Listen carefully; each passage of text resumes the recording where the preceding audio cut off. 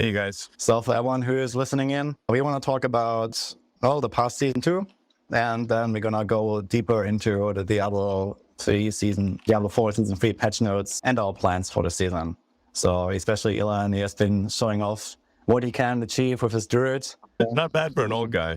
Yeah, for sure. Elon, you want to talk about what you did in Season 2? Yeah, like yourself, like I think many on the call, I've actually played Diablo since the original Diablo, just Diablo 1. Diablo 2 was obviously a Hall of Famer. That was epic. I didn't get that into Diablo 3, but then I picked up Diablo 4, and I wasn't that blown away at the beginning because the game obviously has a lot of revealed complexity, which I think is actually a good idea. You don't want to hit people with a massive amount of complexity immediately because it's too much to digest. But the game really gets interesting around level 50 where the Paragon boards activate. And I just found that the game got better the more you played it. And the complexity of the Paragon boards was added a big dimension to the game. For those who don't know what I'm talking about, it's like a mixture of Dungeons and Dragons and the game Go, sort of. Yet you have to plot a path of skills and glyphs and try to figure out what the best path is for a particular mission or dungeon or whatever. So yeah, I found it quite engaging. I put a lot of time into it. Basically spent most of the Christmas break playing Diablo. And it was, I must say that the 𝐓𝐿 grind that's the most insane grind that I've ever seen of any video game. And that Zero or AOZ is the hardest video game that I've ever played. It was definitely quite a challenge, that's for sure. So we already had a little piece of the discussion about 𝐓𝐿 in Season 2 from Elon, which has definitely shown some very interesting results with the class balance and, the game's mechanics and snapshotting and all kinds of stuff that I've read lately. So what was everyone's actually, I really want... Can they fix that bug, please? The snapshotting is unfortunately... It adds a chore element to the game that needs to be addressed. Absolutely. And it's just while you can get better capabilities, it's just a chore to start every dungeon with switching out 5 things. I mean, my guess of the source of the problem is this is the core code, I believe, is C++. Sounds like a C++ class variable initialization bug. And they just need to go back and refresh the variable. It should be a simple change to the code. Yeah, it seems like they have this in mind, but I think I'm not sure if you watched the campfire chat the other day where they previewed the Season 3 and the patch notes or whatever's coming. But yeah, it seems like it's not coming for the launch of the season, but later. So I hope that the mid-season patch might bring fixes to the snapshotting. It must maybe be a bit too late for them to react to it. But I totally agree. It's really annoying, the way this works. So for the listeners that are not aware, basically you were able to benefit from certain effects in the game, that you had at the start of a run, and then you undercons and you had, a snapshot bonus that stayed with you for the rest of the run. So you went in and swapped several different items, for example, and were just stronger than intended, which led to some pretty interesting results. But I think initializing the aspect value and then not looking back at the end, hence you get two-handed effects on one-handed weapons. Yeah, for example, yeah. But there's many of those cases, and then obviously that also skewed the class balance, with barbs benefiting a lot from this, but them just being also very powerful in general. And other classes as well, right? And this is, for example, they were snapshotting 7 different things as well. Yeah. How was your experience as a druid, though, Elon? No, I mean, I had a good time. I put a lot of hours into it, and I guess, people can critique games or they can, say good or bad things about games, but the real acid test is where do people spend time? If they spend time in a game, they obviously can't hate it that much.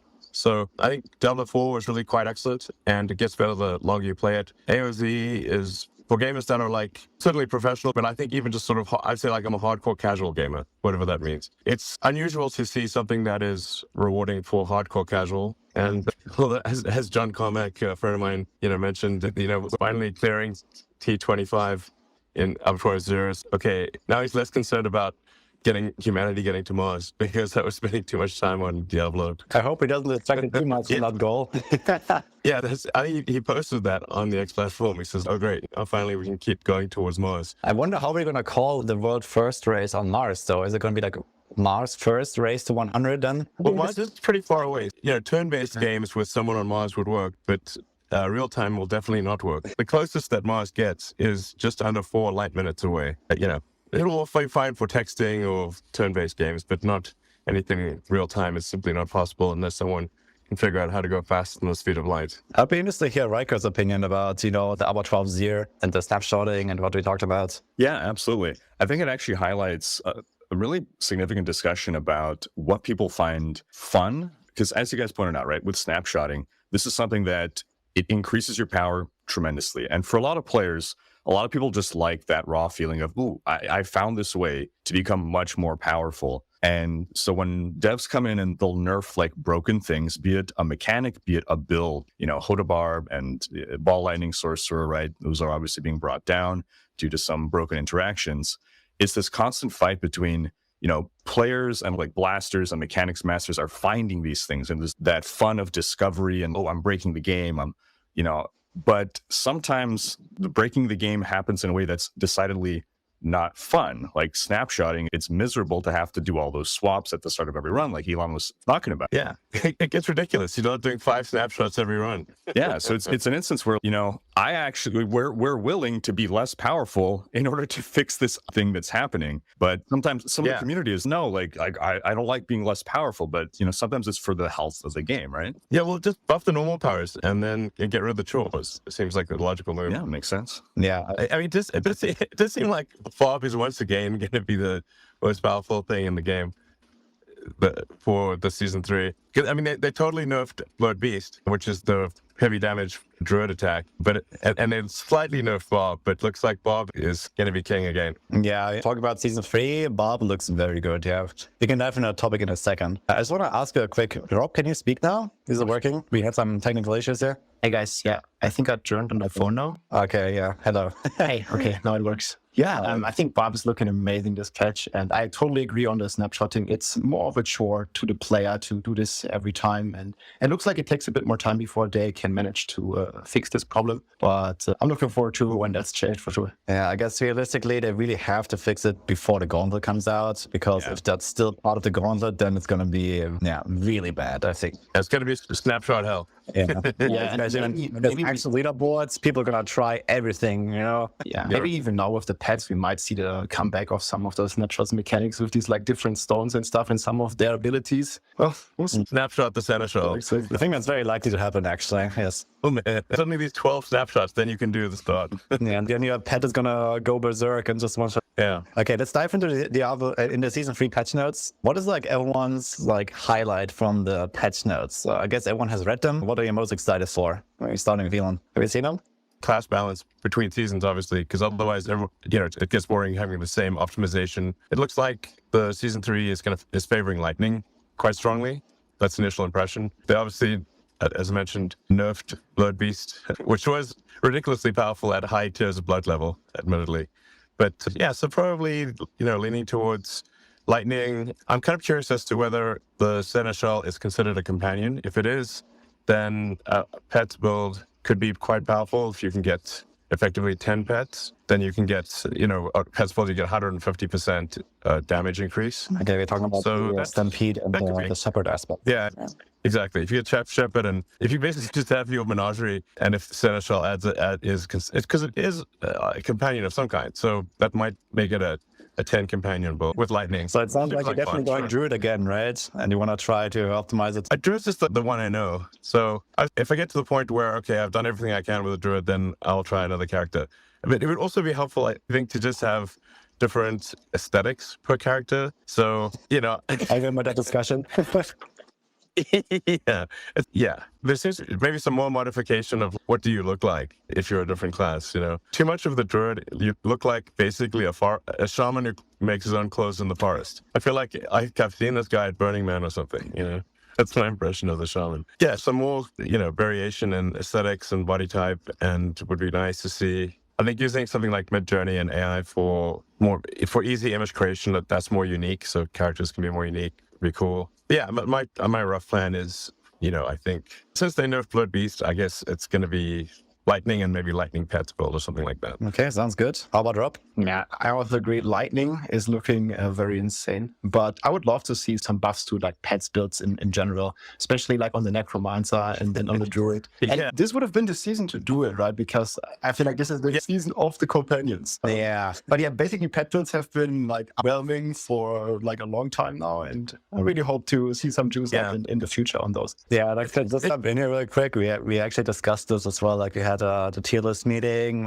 with the Maxwell guys and stuff, and like all the pet builds, man, they're like really in the gutter. Like even with the small buffs they're trying to put there, like there was like a companion glyph buff, right? And there was like some other stuff for Necros. Yeah. It's like all like solid, like D maximum tier. Like I mean, they like buffed the golem or something, but then they nerfed like the best builds. Meanwhile, every other class cleared like over tier 25, and Necro is still crying in the corner, clearing at 20. yeah, it really sounds like they don't like minions. Yeah, I mean, exactly. Like the wolves for Druid, they might as well be hamster. I think it would be funny if they made the size of the companions proportionate to the damage, and then you'd have these tiny little teacup wolves, because they're really teacup Yorkshire Terrier or something like that. Because like I've seen Yorkies that do more damage than the wolves. Question for you guys about the pet builds. Do you think that it's just a matter of tuning up the numbers, or do you think as long as like the AI isn't fixed to be like either like smarter pets or ability for us to direct and control our pets, that we're never going to see S tier pet builds? I think AI changes, making them smarter is always a good move. But for now, an easy fix would just be to massively beef up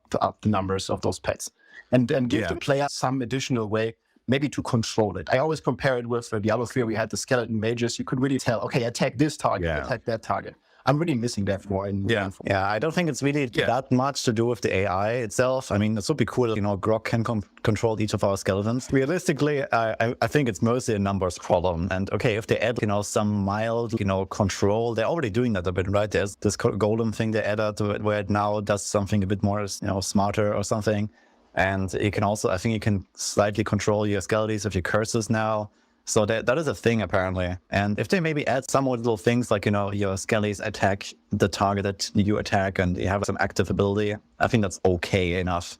Maybe they can make it smarter overall. It's mostly a numbers problem. Yeah, maybe you could have an option of like, exactly, default would be attack the same thing I'm attacking, and then, or you have an option, well, no, attack the thing I'm not attacking or something like that. But exactly, as you're saying, at the end of the day, Oh, did it cut out here? Sorry, shoot, I just realized I turned the mic off. Yeah, I was saying it would be cool to have the logical thing would be your pets attack the thing that you're attacking, or you could maybe have a setting that says attack the thing I'm not attacking to distract the others or something like that. Having some control over the companions would be good. And then if the damage is so tiny that they're little ankle biters, then it doesn't matter.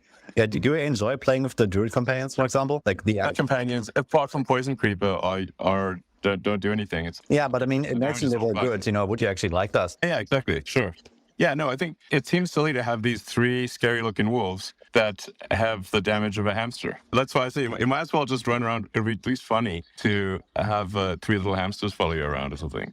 Maybe eventually Blizzard is going to set like skill-specific MTX, like in other games, for example, where you can change the effects of your skills, right? And it can actually make your hamsters. Who knows? I'm sure a lot of people would appreciate skins for the werewolf and werebear forms, Yeah, even that, exactly. It's kind of weird that they haven't done it yet. Yeah, I guess exactly. Werewolf full armor. No, it's not. Yeah, I think that's definitely coming at some point, but it's just been like very conservative, I guess, on the transmogs. Yeah, Rhykker, by the way, what are you most excited for? A couple of things. So I guess first off, seeing that charge is doing 10 times the damage, I don't know where it's gonna land, but I guess I have the guy here to ask. But I love Charge Barb in Diablo 3. Rob, can I reap the playstyle of the D3 Charge Barb? Is it looking like it's going to be an S tier build? What are you thinking? So first of all, the changes to Charge Barb are awesome. Like, we are getting a lot of damage, and we're getting the most important thing that what most people complained about was the clunkiness of the skill. So you can finally reset your cooldown just like you used to from Diablo 3. But yeah, people are very focused on the whole charge is getting 10x damage on the base, yes, but they also changed some of the multipliers on the side as well. So in the end, we're probably getting like 5 times the damage. But yeah, I think it's going to be a very strong leveling build, first of all, because you just unlock this like massive damage instantly without having any aspects.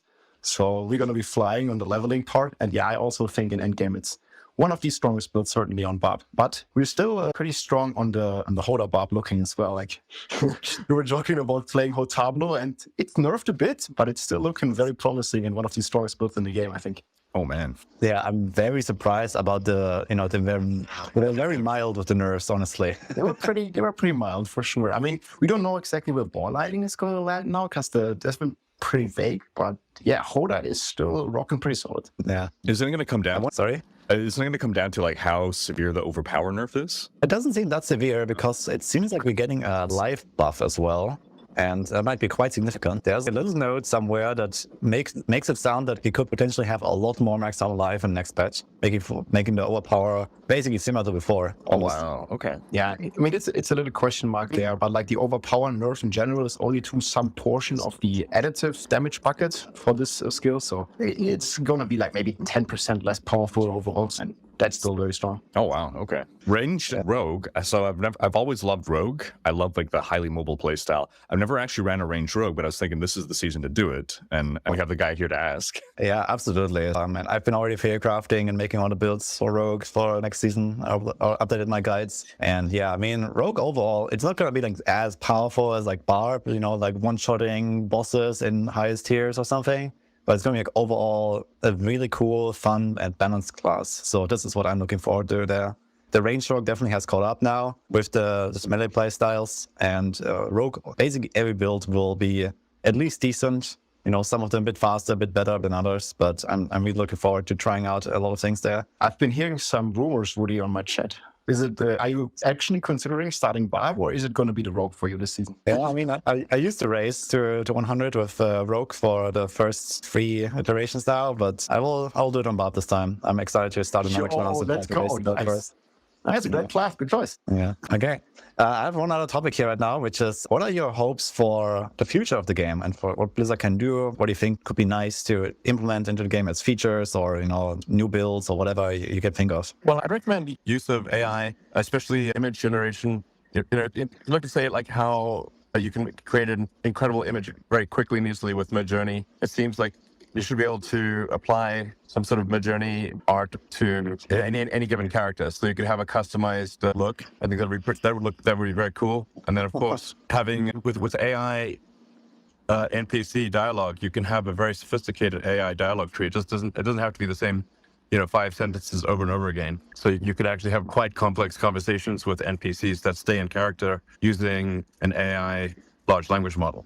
Those seem like obvious moves that would be quite profound to the game. I think adding in more complexity is probably good as well, meaning like revealed complexity. So it's still accessible to general players, but if somebody really wants to go crazy with the complexity, you know, trying to find interesting new metas, then you need more degrees of freedom in order to have new metas or interesting new angles. Do you have a concrete example for this? I mean, this does seem to be the direction that the Diablo team is going. They keep adding new aspects, new glyphs. I think probably some tweaks to the basic skill tree would also make sense, adding a few more options to the skill tree. Yeah, more glyphs, more paragon boards. Yeah, these degrees of freedom so that people don't end up kind of flat optimization too quickly. And then I guess, I don't know if this is a good or bad thing, but it would I think it would be helpful to have more clarity about the combat mechanics. Like how's the damage actually calculated, and how's the, you know, so if you add these things up and wait, this doesn't add up. No one really knows. Yeah, and often the tooltips are even misleading that we have in the character sheet or something. Yeah, the tooltip is literally wrong in some cases, which should be, I assume, a pretty quick fix. But is it like additive or multiplicative is pretty fundamental. So I think on the druid, it's, you know, poison, critical damage is, I think, yeah. I think they're getting there though. Like they're slowly improving the tooltips, and you know they have been fixing a few things lately. You know, give it a few more seasons, and maybe we're gonna have somewhat accurate tooltips. Hopefully. But I found this topic really interesting with the AI NPCs. I actually heard about this in some other games, and I think that's actually like a really interesting way forward for like video games in general. But I wonder what the others think, Rob and Rhykker. I am so super excited for AI and its application in the video game industry.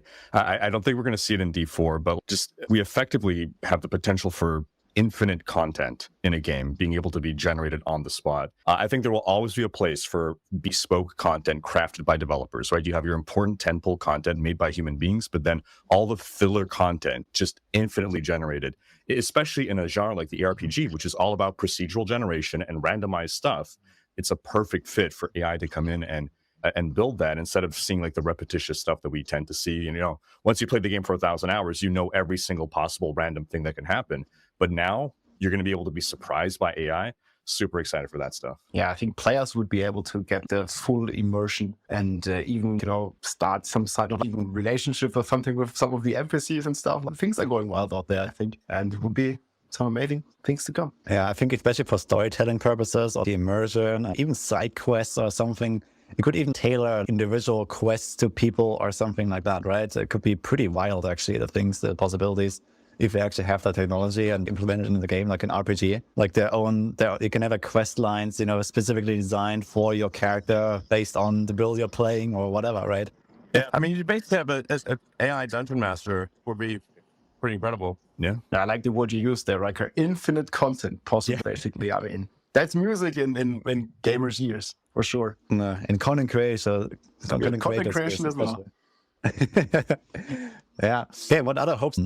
What do you hope like Blizzard will do, or any expectations? Maybe Rob and Rhykker. Yeah. So from my perspective, and I also say that looking forward to the leaderboard and the gauntlet that are coming. So in the preview that they showed, it is still looking to be rather easy, fast-paced, speed-focused content.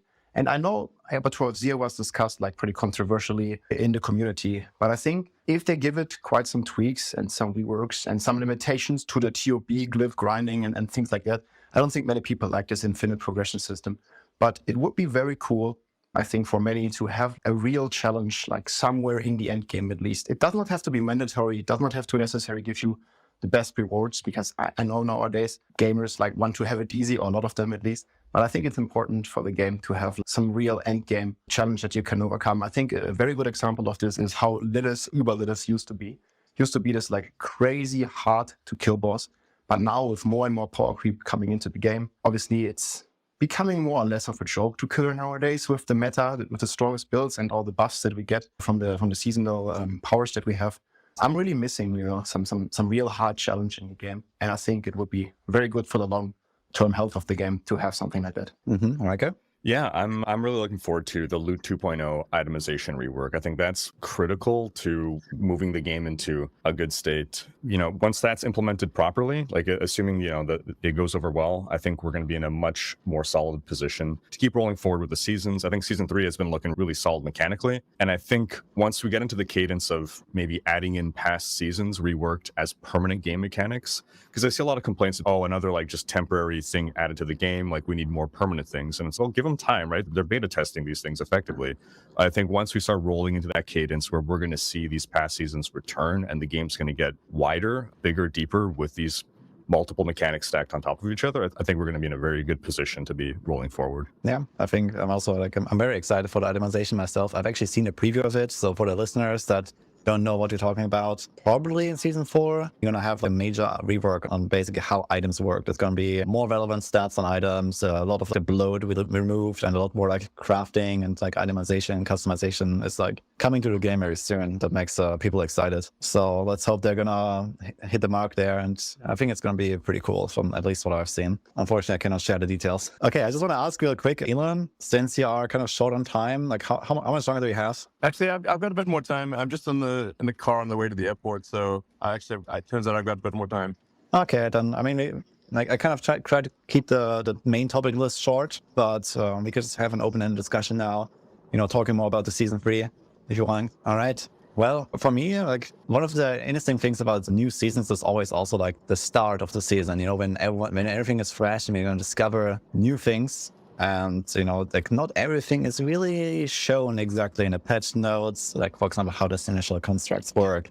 There's always undocumented changes that surprise us. That happened like every single season so far, and it will continue to happen, I think. Anyone has any guesses for, what will be the biggest surprise, or what could be like, something that is unforeseen? Funny thing, I have my money, and I made a YouTube video about it. I'm betting some of these pet mechanics might be way more powerful than we think, because it's basically confirmed. I think also here on X, developer of Diablo 4 tweeted that the pet is going to scale with your character stats. And I think just from a barbarian perspective, but I also could see it on other characters, there is a lot of generic multipliers that you can stack. And there is one stone power in particular called the Tempest, I think. Creates a big pulsating ball of lightning around the enemy. We have to see how exactly it will work. But I'm having hopes that this is actually enough to just clear the entire game if we stack it with generic multipliers from Wrath of the Berserk or from different Paragon nodes.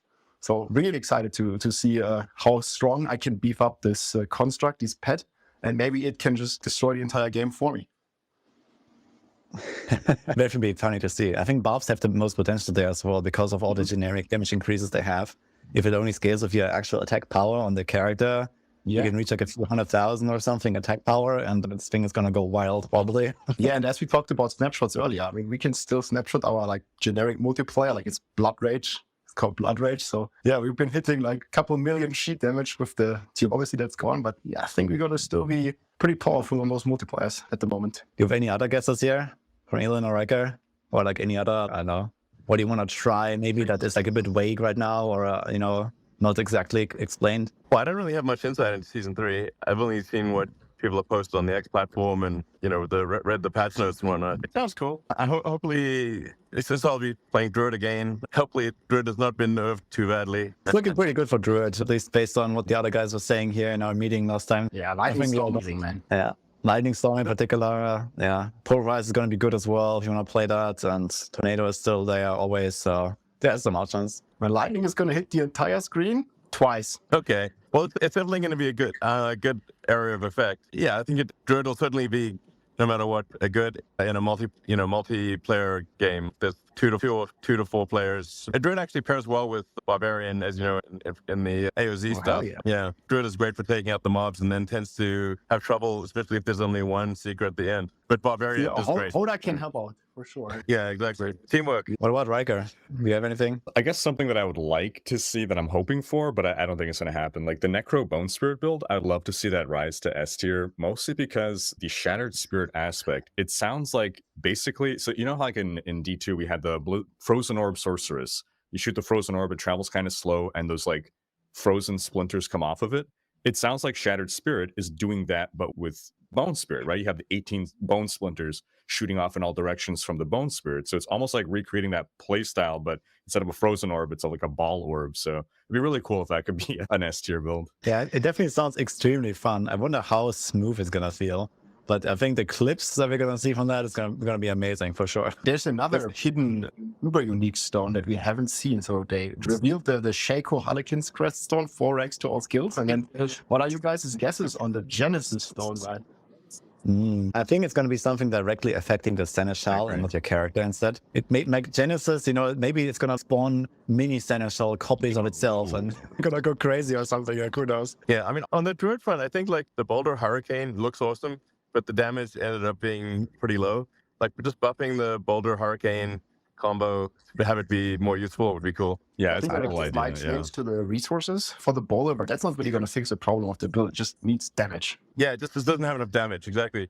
The Sorcerer Lightning Balls does epic damage, but the Druid is a pale comparison. So I've seen some. it's like Boulder if you're Druids being though, hit, if you're being hit by they're boulders in a nice. hurricane, it should hurt a bit more. Yeah.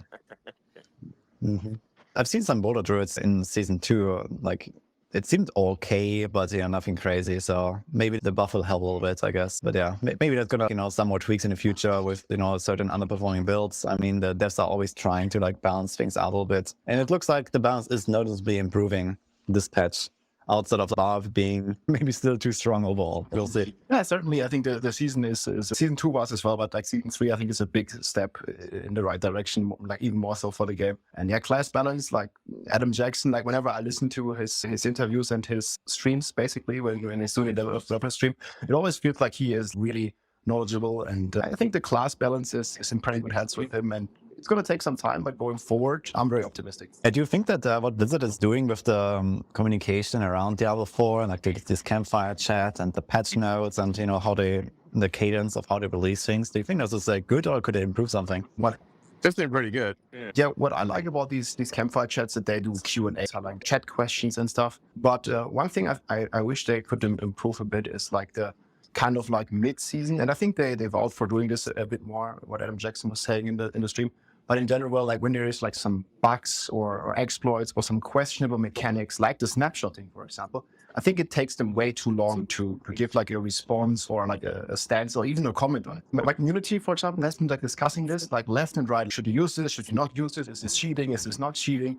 And it's just been really in the gray zone. Well, I have a great suggestion. They should just reply to questions on the X platform. Exactly. Yeah, just add Diablo and ask them. Yeah, maybe we'll try, guys. Like when the next bug or exploit is coming up here in a few days, just tag them closely. Yeah, I think it's gonna take longer than 48 hours, and we're gonna find some really broken stuff. Yep, exactly. And then Let's see. we're going to be waiting for 2 weeks and have a question mark, like what's going on. So I think like they could be more responsive to this kind of stuff. Yeah. I mean, there's always room for improvement, but like from the On the X D3 days, platform, like, problem solved. Let's go for Elon first, and then Rhykker. sorry, what was that? I think Elon was speaking. No, I think we were speaking at the same time. Oh, yeah. Sorry, go ahead. Sorry, I think my connection is a little bit variable because I'm on the way to the airport. But no, I was just making the suggestion that the Diablo team should respond on the X platform to questions. So people will ask, then we'll know. It's just, that's how my companies do it, like Starlink and Tesla, and we'll just answer people's questions. And then you can link that answer to anywhere else, I think it's helpful to engage on the X platform. Obviously, I got to promote the X platform,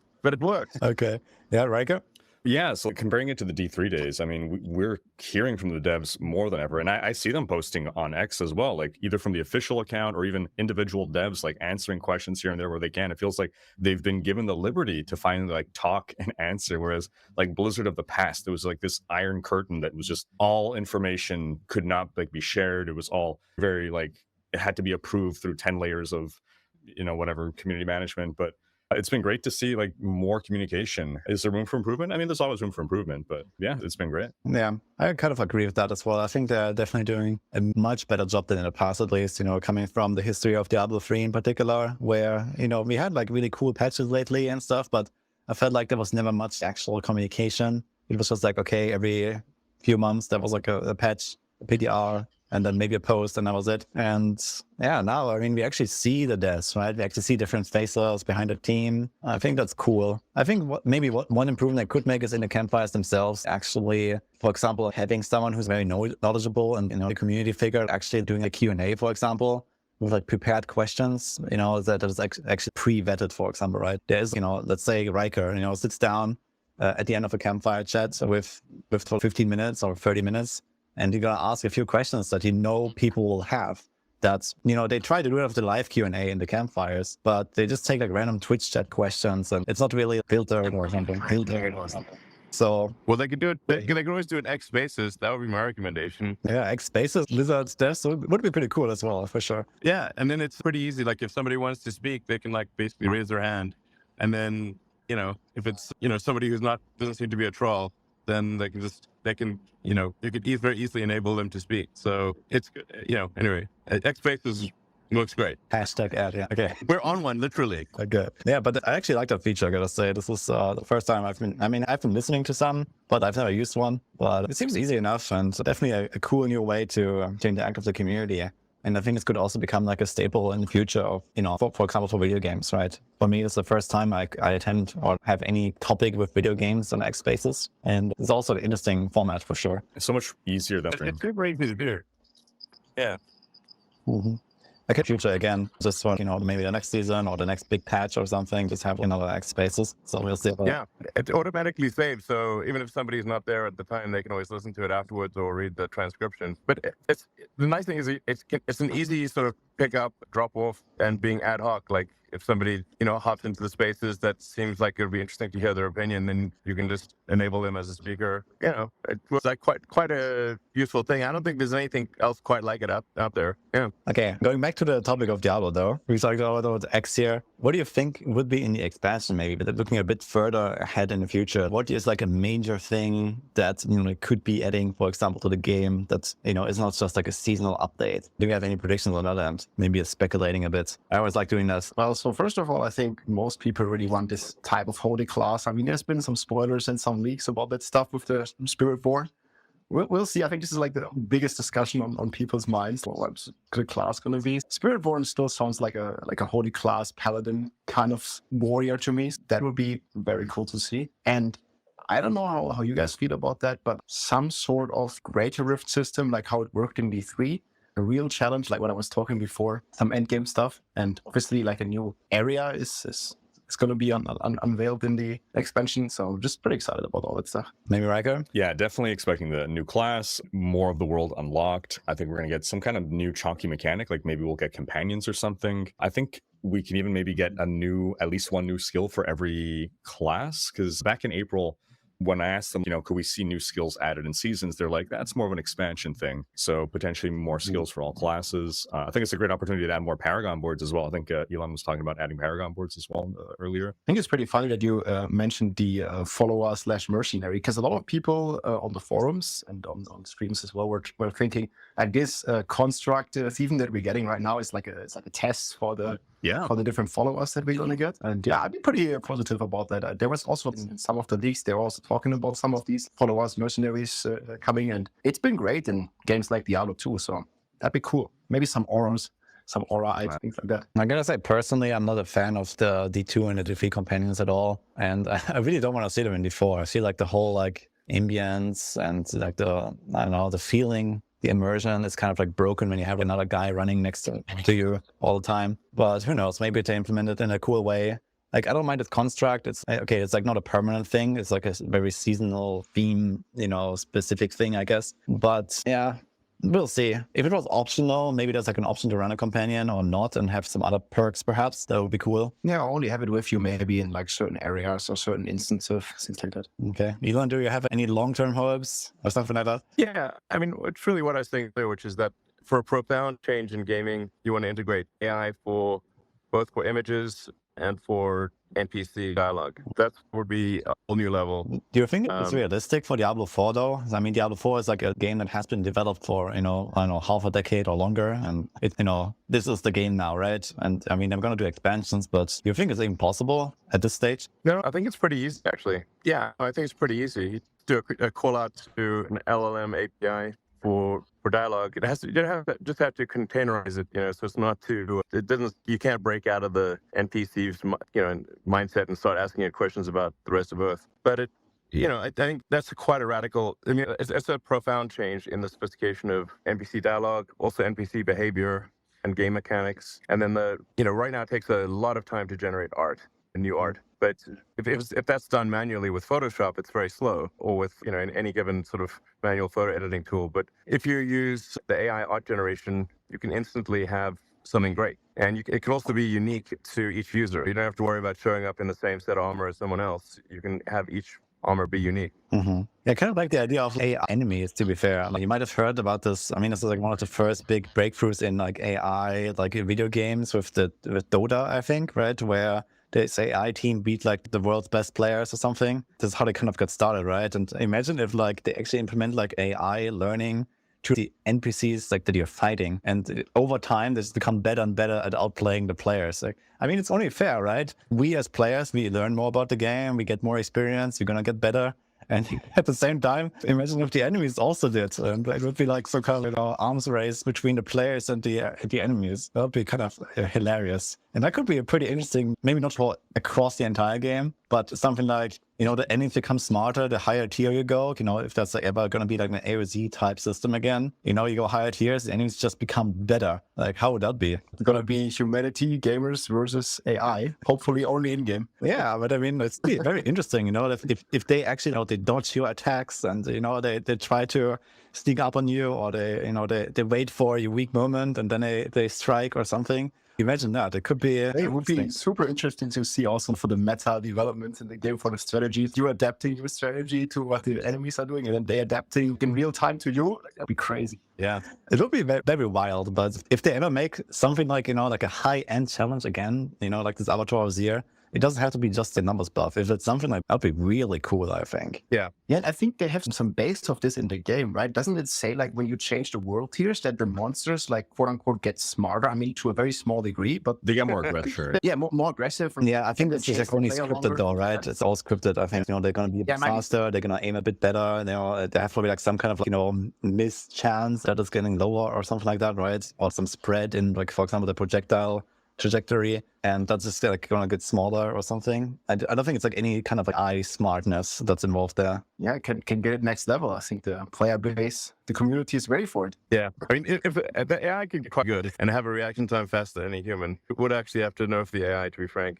The only games where it cannot beat humans are extremely high degree of freedom games. I cannot beat humans yet, I should say. Is that you have to have very high degree, like like reality is the highest degree of freedom situation, then, people sometimes think of chess as being complex, but chess is, in my opinion, not very complex because it's only 64 squares, set piece battle, no terrain differences, no fog of war, no tech tree. In my opinion, chess is a simple game because it's missing all of those elements. And, right now the computer is so good that your phone can literally beat Magnus Carlsen. But if you make it, as you increase the degrees of freedom, it becomes harder to make the AI win.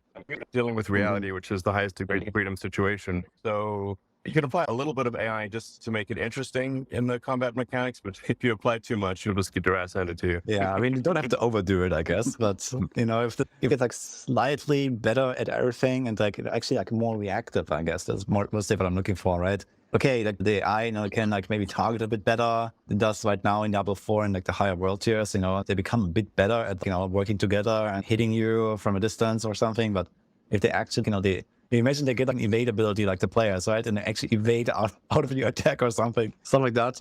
A bit more like PvP, I guess, right? It would be a bit more like how actually PvP feels because you have real players that do these things in the PvP zone. So I'm not sure if you guys have any experience of that, but this is a very dynamic fight and it can be really fun, I think. I was going to say to add AI controlled bots to PvP.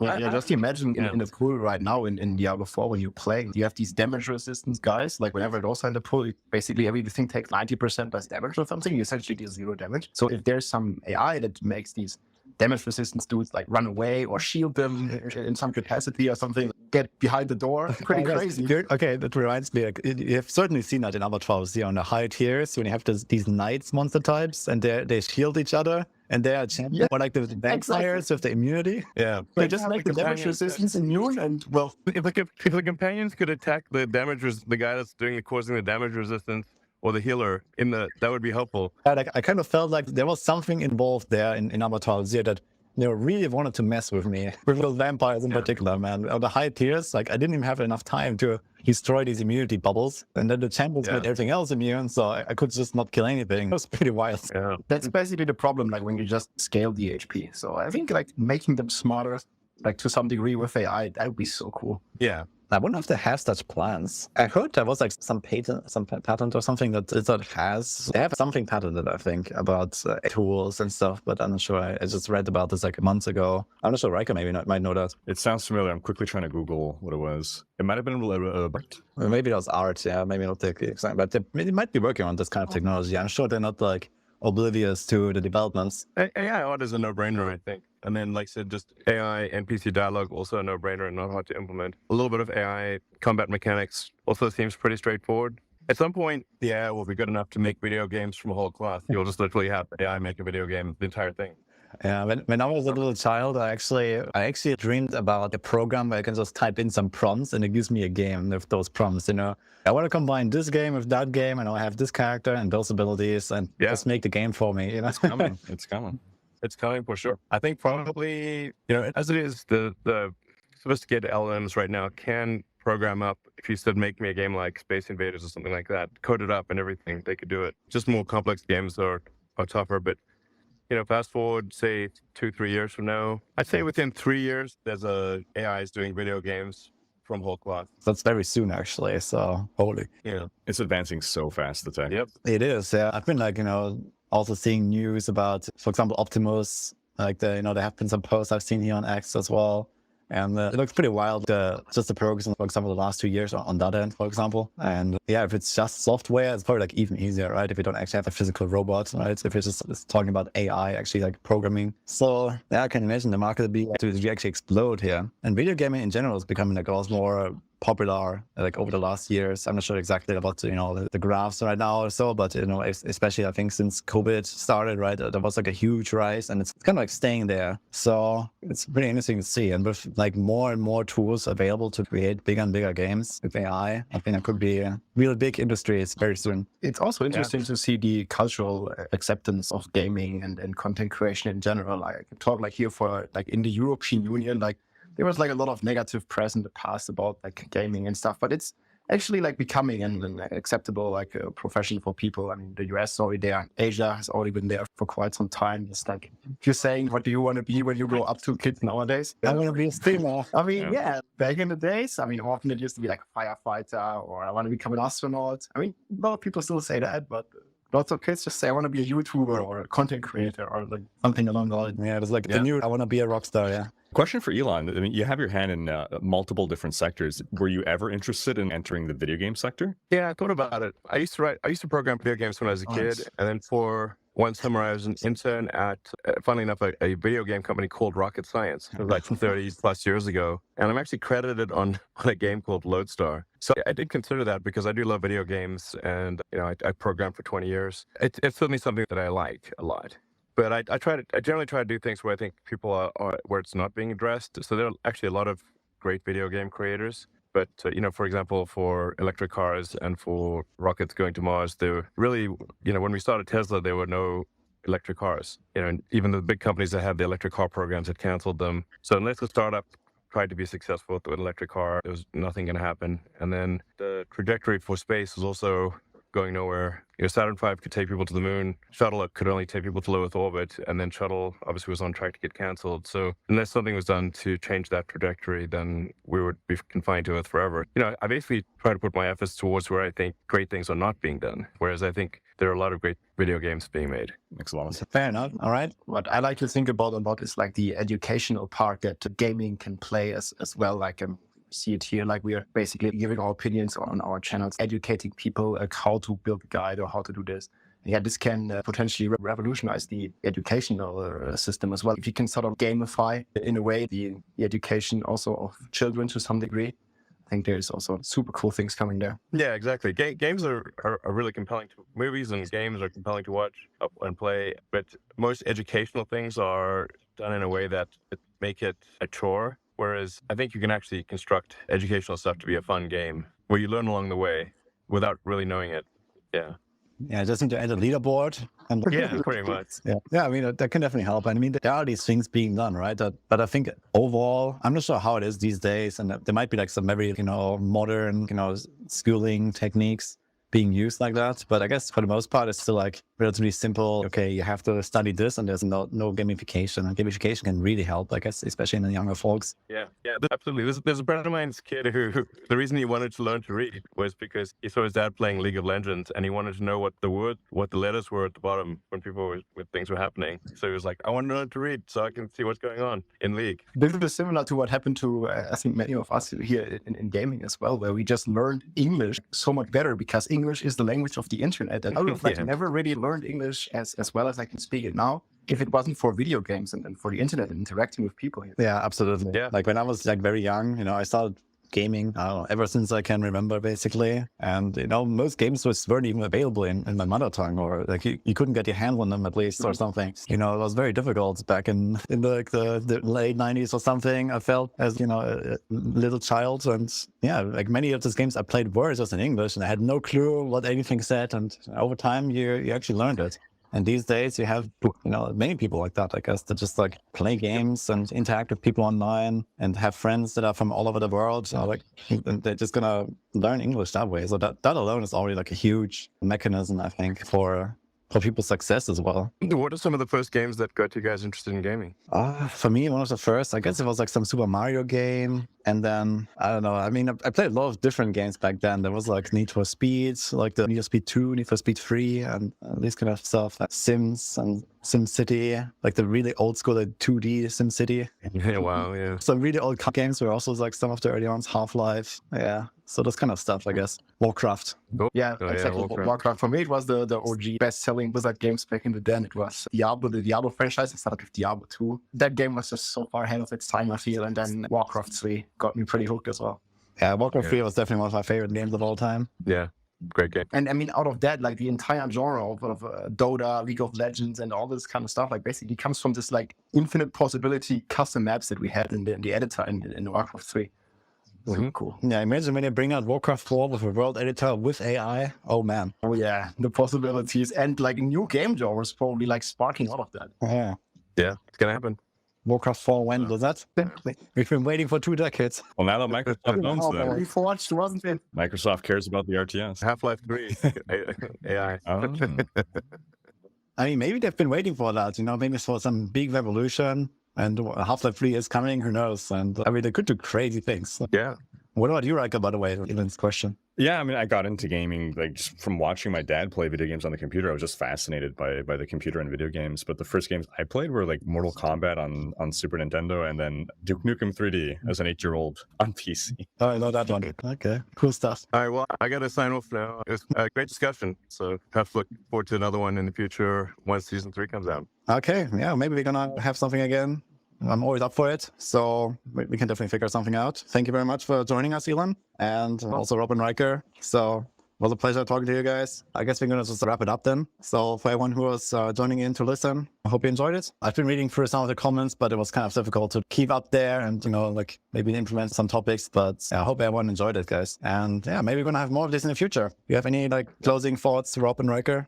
Thanks, everybody, man. Good luck in the upcoming season, and I will see you there. GG. Yeah, thank you, gentlemen. Have a great one. And yeah, GLHF. All right, and I'm gonna close it here. So my first X Spaces. Yeah, good luck. Have fun, everyone, in season 3. And stay tuned for more. Bye-bye.